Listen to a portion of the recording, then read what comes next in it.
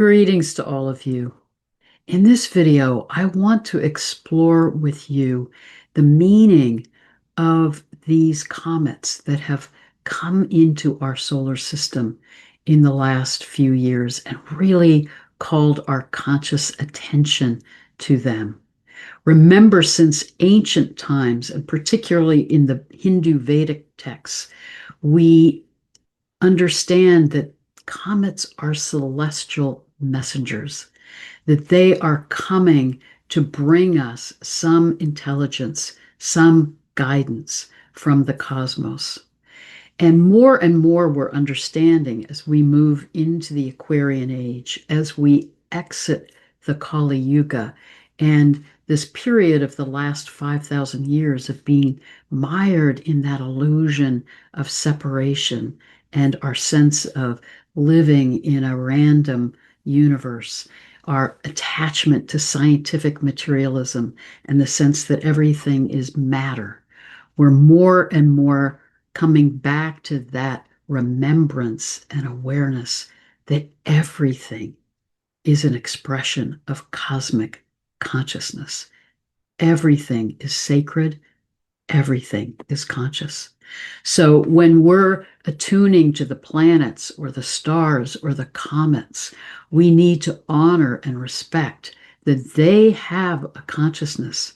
And as we trust that, we can more and more attune to that and be relating to these planetary beings, not from our left brain minds, which tend to operate from that perspective of separation, self and object, analyzing the other. But we can more and more honor what is increasing as we move into the Aquarian age, which is the importance of our right brain ways of knowing. Those right brain ways of knowing are about the remembrance that everything is interconnected, that we're in relationship to all that is. It gives us that capacity to attune in a more holistic way and in a more empathic way and honor our intuition. Also, we are learning as we move out of the Kali Yuga and move into higher consciousness that we are more and more being supported in aligning with our hearts and moving from that idealization of the mind to a remembrance of the knowing that comes through our hearts. It's when we're in alignment with our hearts that we're in connection with our soul selves that opens this portal to our being able to access the consciousness of the cosmos. And in my Aquarian shamanic astrology class, we learn how to do shamanic journeys, how to find those ways to strengthen our attunement to the consciousness of the planets and the stars, and now in this case, the comets.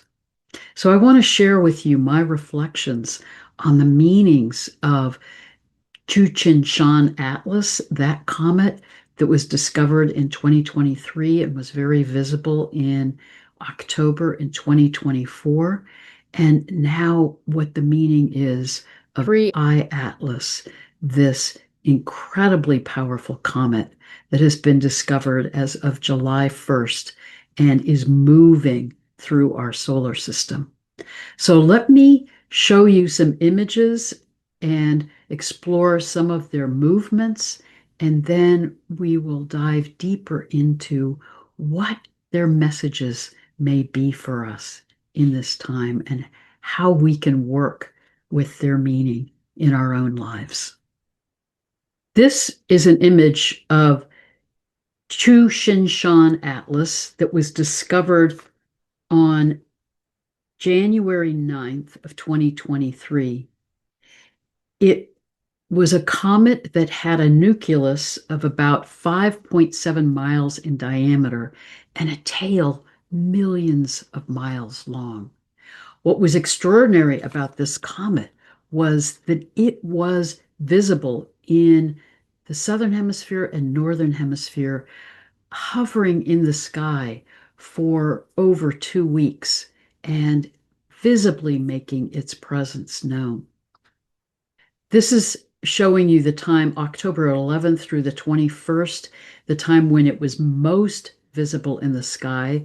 And you can see it was moving in the sky between the star Antares and Arcturus.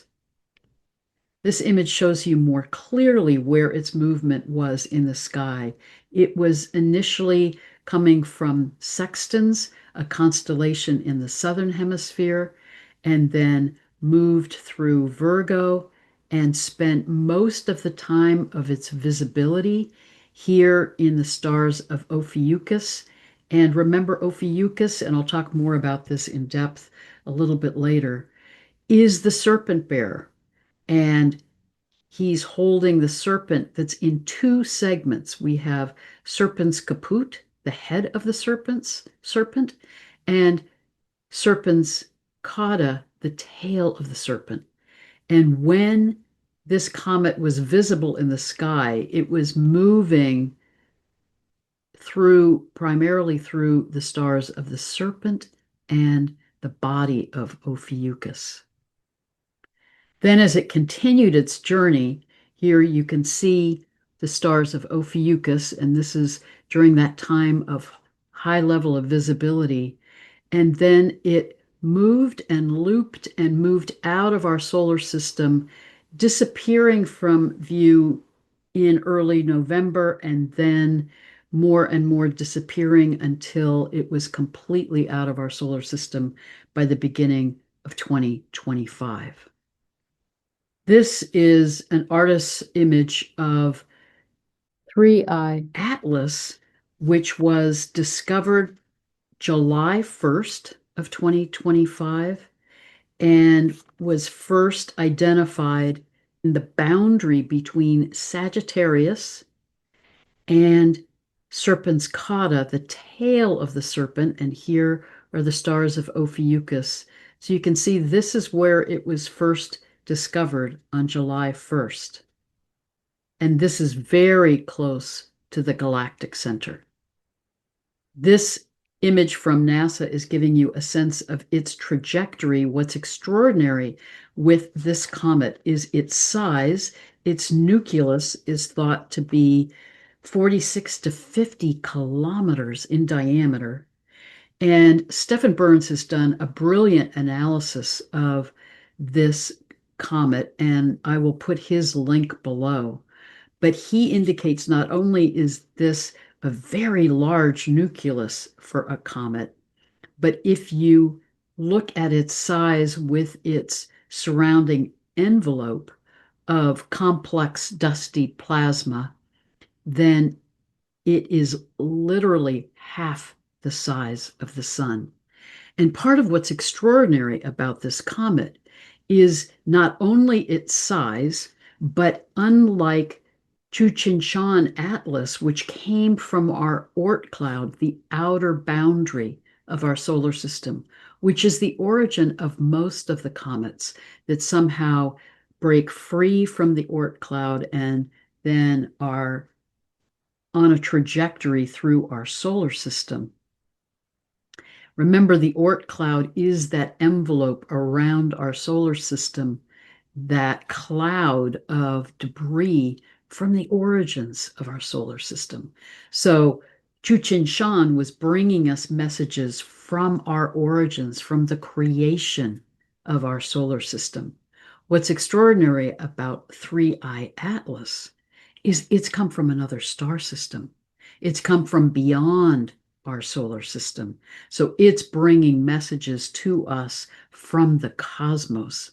And it's also very unusual and extraordinary that its trajectory is at an inclination of 175 degrees, meaning it's only 5 degrees off perfect alignment with our ecliptic, meaning it's really bringing not only its message, but its electromagnetic energy, its consciousness into our ecliptic plane, and it will be making a pass by different planets in our solar system before it exits our solar system. It was discovered July 1st, and it will make a pass by Mars on October 3rd. It will come to its perihelion, meaning it's closest to the sun, on October 29th of 2025. On November 3rd, it will make a pass by Venus, and then it will be at its closest to the Earth December 19th, and then it will make a pass by Jupiter March 2026, and then it will be moving out of our solar system. What's significant about this comet, so Tsuchinshan was discovered here in Serpent's Caput, near the part of the serpent that is the head of the serpent. Three-Eye Atlas was discovered here beneath Serpent's cauda, the tail of the serpent. And what's also interesting about this comet is it will be moving retrograde through our ecliptic. In other words, it is moving counterclockwise. It will be moving along the constellations of our ecliptic in the direction of the movement of the precessional cycle, as opposed to our seasonal cycle and the movement of the sun and planets through the year. This gives you some sense of its movement from its discovery near the galactic center, at that boundary between Sagittarius and Serpens Cauda. Then July and August, it moved into Ophiuchus. Now by September 1st, it's more in the stars of Libra. Then it will move into the stars of Virgo and eventually drift westward November and December towards Leo, and then begin to recede. But its primary movement through our solar system along that ecliptic will be in the stars of Ophiuchus, Libra, and Virgo. And again, as it passes through our solar system, it will be making those passes by Mars, close to the Earth, Venus, Jupiter, and then it will exit our solar system. But it's significant that both of these comets highlight the stars of Ophiuchus. One was discovered near the serpent that is the head of the serpent, the other the tail of the serpent. So really calling our attention to the serpent of the serpent bearer, Ophiuchus.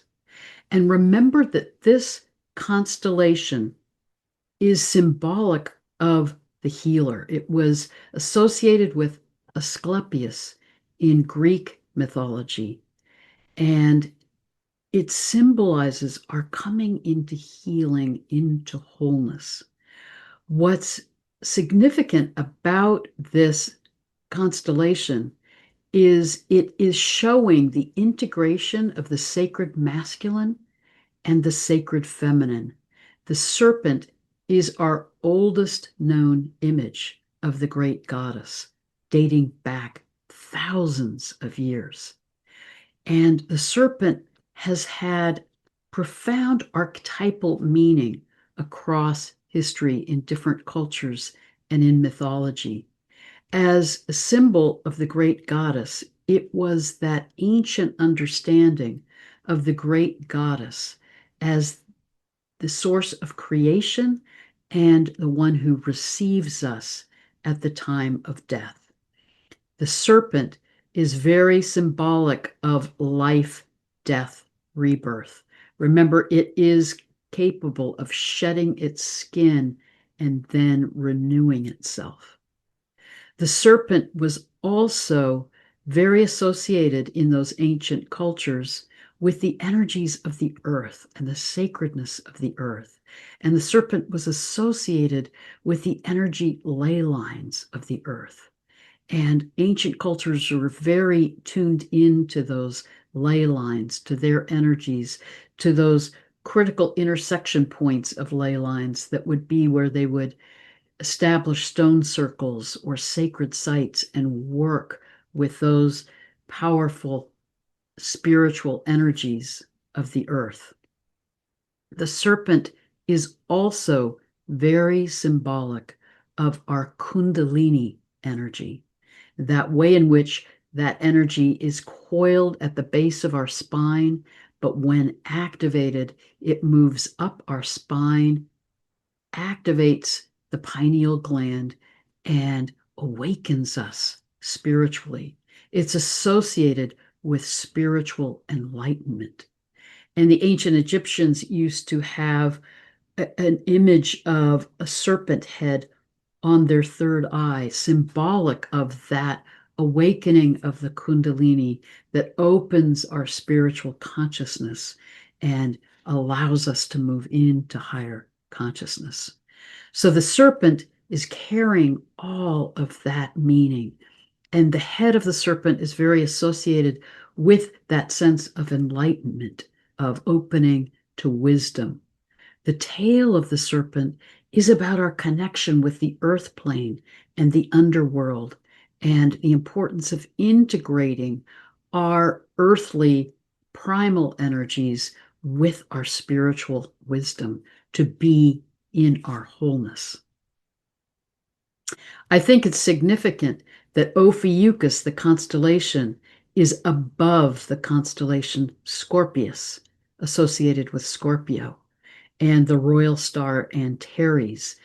Scorpius is about that death portal and about deep transformation. It is about being in that alchemical process of burning away what we need to burn away to come in to the true gold of who we are. It is about being in times of going into the underworld or going through death to come into a rebirth. And Ophiuchus is the great healer who supports us in those times of transformation and guides us into wholeness, guides us into enlightenment. What's significant is that Ophiuchus is opposite in the sky Orion, which is here by the stars of Taurus. Orion is that constellation that is so honored across history, across cultures.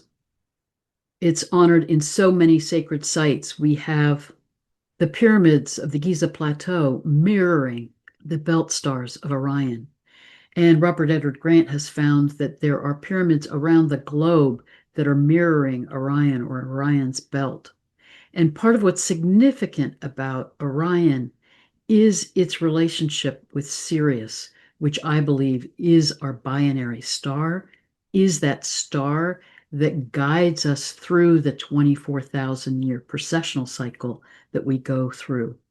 And remember that the precessional cycle is the same as the Hindu Yuga cycle, charting that movement of 12,000 years of ascending consciousness, 12,000 years of descending consciousness.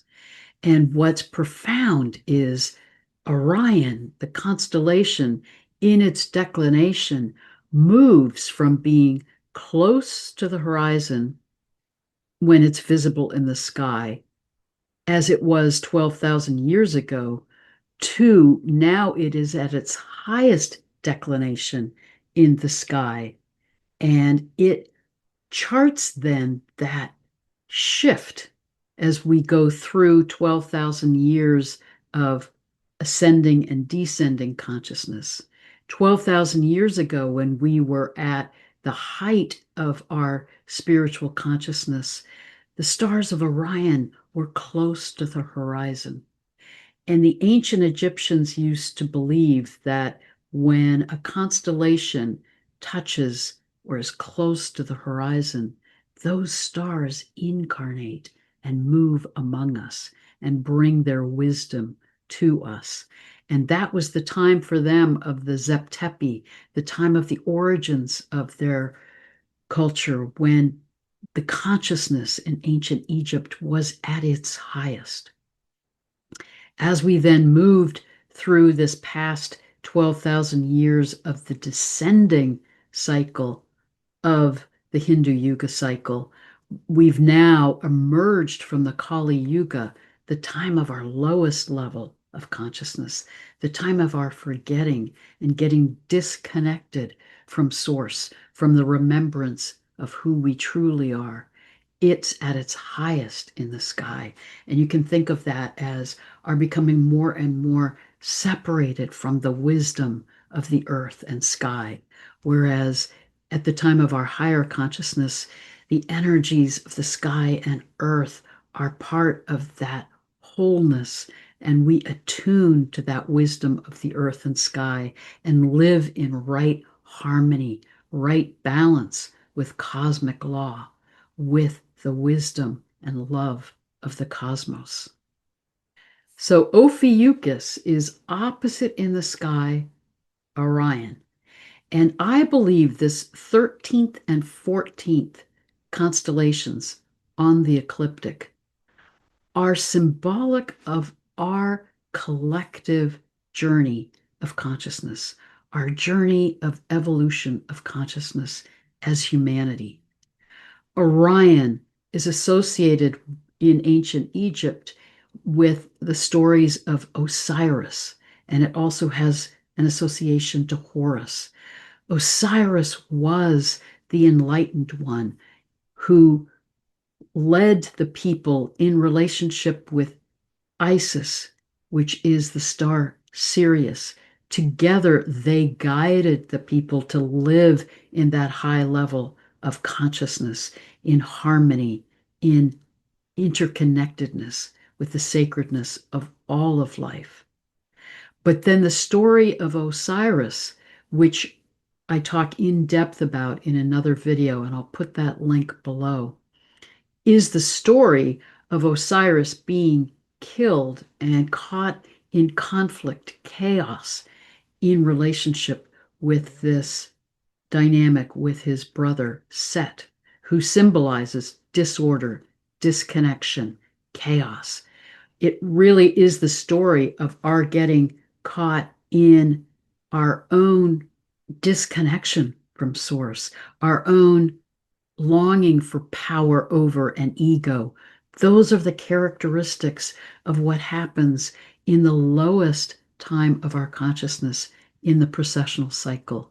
When we get caught in forgetting, we get caught in these patriarchal paradigms of power over, of control, of competition and conquest and destruction, and we disconnect from source, and we break out of cosmic order and get caught in chaos. And Orion is symbolic of that movement from high levels of consciousness to that time of lower level of consciousness, that descending consciousness, time of forgetting and disconnection. But now Orion is at its highest declination in the sky and will be coming back, moving back closer to its connection with the earth. And in its opposition with Ophiuchus, we are being guided to heal, to come back into wholeness, to remember who we truly are, to regain that enlightenment that we can come back to when we connect with that Kundalini energy, that serpent energy, when we shed the paradigms of the past and go through transformation and rebirth to move into wholeness. So think how significant it is that Tsuchinshan-ATLAS came in and was visible here in the area of serpent's caput, the head of the serpent, saying, "Wake up, time to heal." It moved through the stars of Ophiuchus. It was held in the constellation of Ophiuchus as it was visible in the sky for all of us to see. The cosmos was sending this celestial messenger from our Oort cloud, from our origins, saying, remember who you truly are. Remember your connection with the cosmos. Wake up, heal, come back into balance. And how extraordinary that then it moved through these stars of Ophiuchus and then circled around, connecting us to this rift in the Milky Way, the galactic plane, our connection to the galactic center, saying, reconnect with Source. Remember who you are. And then we have Three-Eye Atlas that is first discovered here close to the tail of the serpent, very close to the galactic center. So it was identified here near the galactic center, which is here, just above the galactic center, close to Serpent's Kata. Then it moves through the stars of Ophiuchus, along the ecliptic, close to the ecliptic. Then it moves through the stars of Libra and then into Virgo. And then it begins to move out of our solar system. And what's truly amazing is if you look at this correlation between the precessional cycle and the Hindu Yuga cycle, and you realize this comet is moving in the direction of the precessional cycle, retrograde, counterclockwise. 12,000 years ago, we started that descending cycle. We now have come out of the Kali Yuga, the period of our lowest level of consciousness, which started in the age of Taurus around 4000 BC, and we're now exiting it, as Bibhu Dev Misra would say, March 20th, 2025, we fully exited out of the Kali Yuga, opening us now to move into the age of Aquarius, to move into higher consciousness. What's extraordinary is that these comets are calling our attention to Ophiuchus, bringing us this message from the cosmos that it's time to heal, time to come into wholeness, time to remember that energy of the sacred feminine, to reintegrate it with the sacred masculine, to remember our capacity to come back into connection with cosmic consciousness.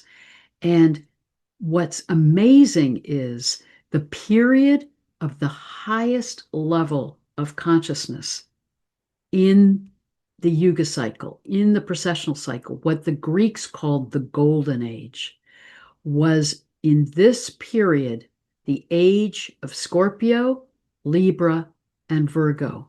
And remember, with Ophiuchus being a constellation that is above Scorpio and on the ecliptic, this is really the age of Ophiuchus, is when we first move into the Golden Age, the Satya Yuga, the time of our highest level of consciousness, then into the age of Libra, and then into the age of Virgo. And it's as we moved in to the age of Leo, the Silver Age, that we start to diminish in consciousness.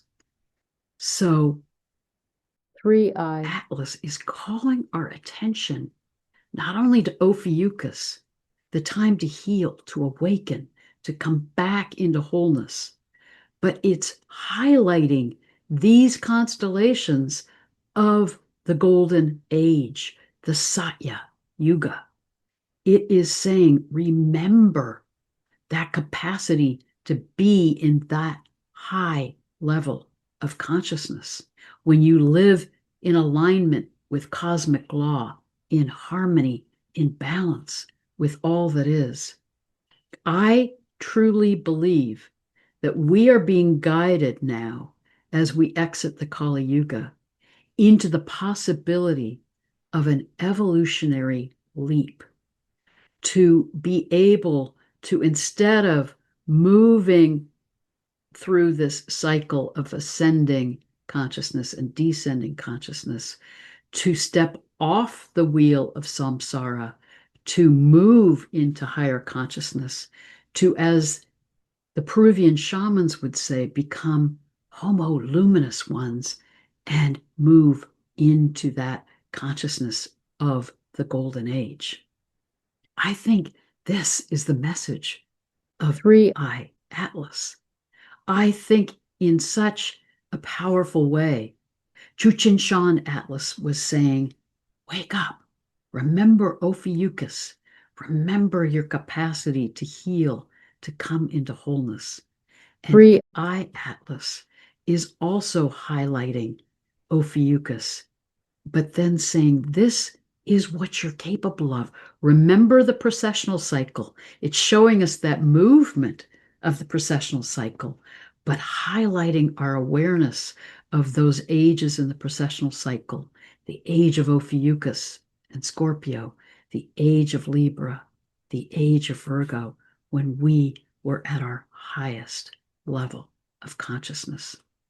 Remember that Libra, the midpoint of that golden age, the Satya Yuga, is associated with that principle from ancient Egypt of Ma'at, how everything is meant to be in right harmony, right balance with all that is.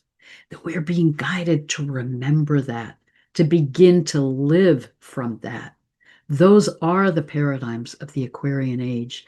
Those are the paradigms of higher consciousness, to move from chaos back into order, back into alignment with our soul selves that know how to live in right harmony with all that is, that remember that beauty and love and wisdom of cosmic consciousness and living in alignment with cosmic order. What's so significant also about Ophiuchus, the serpent bearer, is that that serpent has so many layers of meaning across time. It was the most ancient image of the great goddess.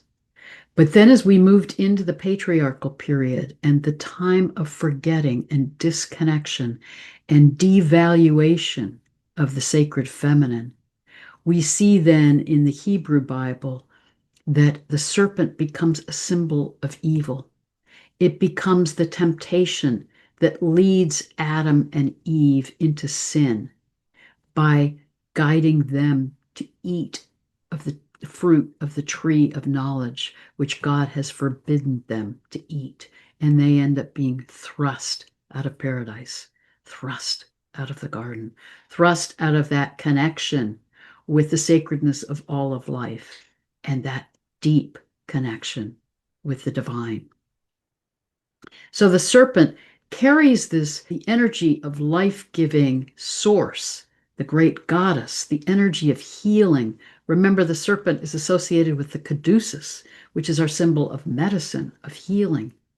It's a symbol of enlightenment and our opening to that spiritual consciousness. But it also has been a symbol of danger or destruction or death. It's also very significant that in ancient cultures, and we see this particularly in the Vedic texts, comets were also seen as serpents because there's the head of the comet and then its long tail, and it flies through the sky like a serpent. So the serpent, in its association with the comets, was also a symbol of danger and the potential destruction of the earth. Remember that we know that 12,000 years ago, we had the Younger Dryas period when we had cataclysmic floods, disaster across the planet that wiped out most of humanity and of the flora and fauna on the planet. And it was caused by comet strikes. that triggered this cataclysmic destruction and reset on the planet. And it's interesting that this Younger Dryas crisis came at that midpoint in the precessional cycle.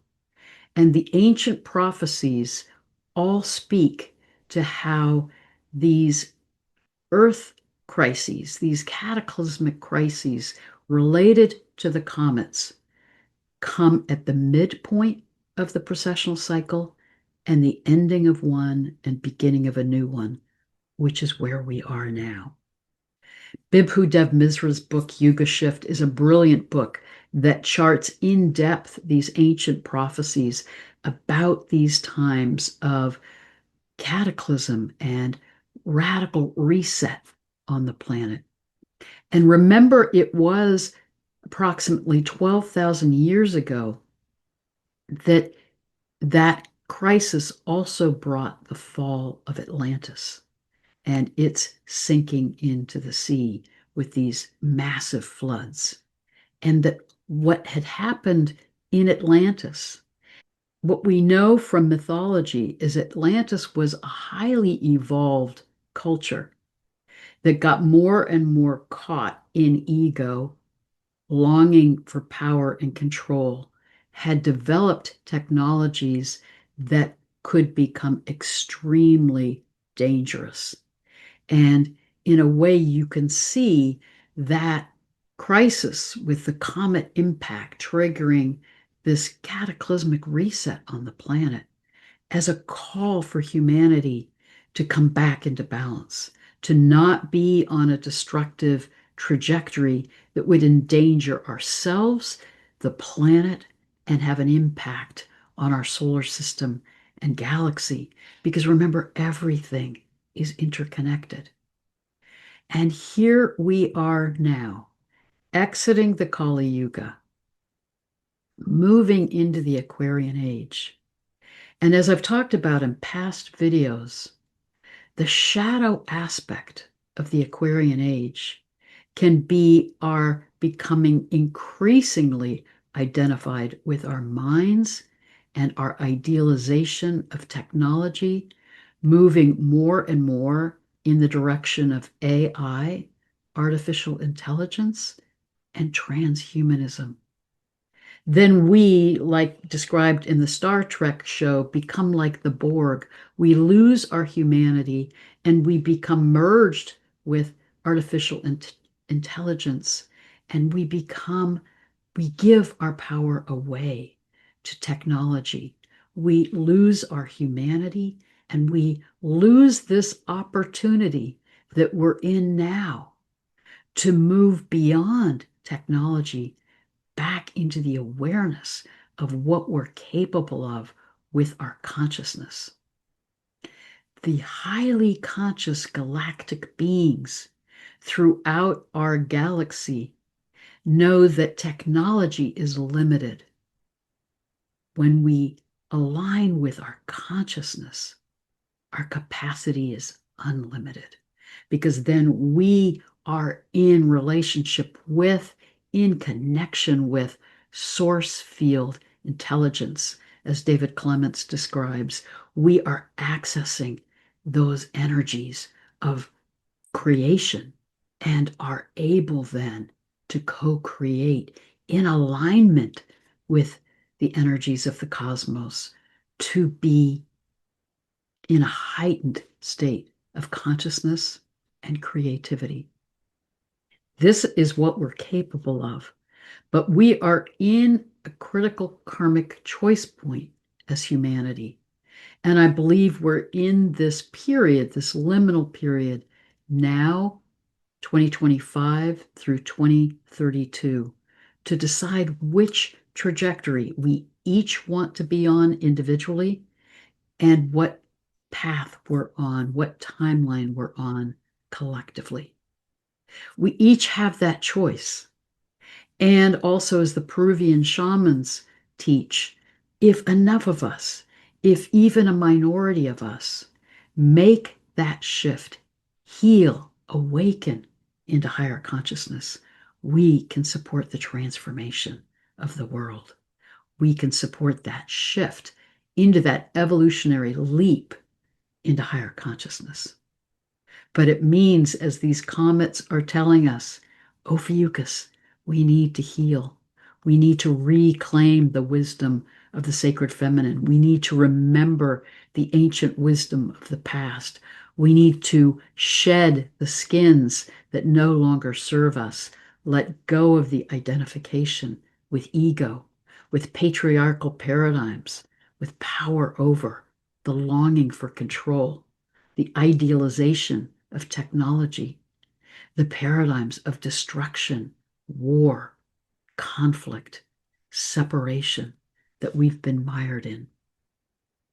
As we're exiting the Kali Yuga, we're seeing the purging of those patterns of the past and their desperate effort to cling to control. And we are being given this message by these celestial messengers.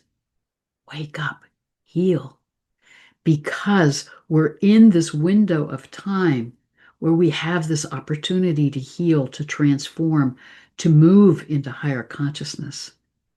But if we don't choose that path of evolution collectively, then 2032 and 2036 are times when, as Bibhu Dev Misra describes, we move through the Taurid comet swarm in our closest connection to the larger comets in that system. And particularly 2036 is a heightened time of potential comet impact. We can choose the timeline that we're in collectively to be on this timeline of an evolutionary leap into higher consciousness, to reconnect with our hearts, align with our soul selves. And remember, as Barbara Hand Clow talks about in her book, Alchemy of the Nine Dimensions, it's when we come from our hearts and align with our soul selves that we move into fifth dimensional consciousness, which is the consciousness of love and higher awareness. And that opens us to the capacities of all of the other dimensions. It allows us that experience of awakening in the higher consciousness. And I truly believe we have this individual choice to make which timeline we're on. And if enough of us don't awaken and emanate that higher consciousness and love and wisdom into the collective, I do believe there will be a dimensional divide. And those of us on that path of higher consciousness will move into a new dimensional reality, into a new way of being and a new earth. If we don't collectively heal, wake up, come back into balance, then our earth will go through a cataclysmic reset, will go through that experience of comets calling us back into healing, back into balance. These powerful comets are coming to bring us that message, to bring us hope, to show us the possibility and the capability that we have to heal and move into a golden age, to move into a new earth together. Or they're saying, remember, if you don't awaken, if you don't choose that path of healing and transformation that Ophiuchus offers to us, then you will go through a death, rebirth, a cataclysmic reset to guide us in our healing and evolution as humanity. We live in this sea of cosmic consciousness that holds us in love and wisdom, that is guiding us to move into remembering who we truly are, coming back into relationship with the sacredness of all of life. coming back into connection with our hearts and remembrance of our interconnectedness with all that is to make this evolutionary leap. And we can choose. We can choose the path we're on. But I think it is so extraordinary that the cosmos is continuing to send us these messages through these comets, through these celestial messengers, through the transits, through the movements of the outer planets in the stars. We are so held in love. We are being so guided by the love and wisdom of the cosmos and being supported to wake up and heal and move into higher consciousness.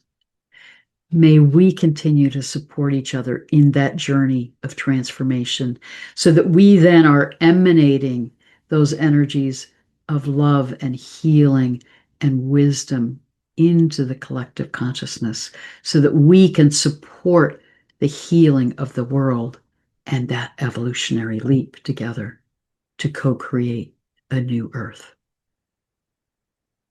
Blessings and love to all of you.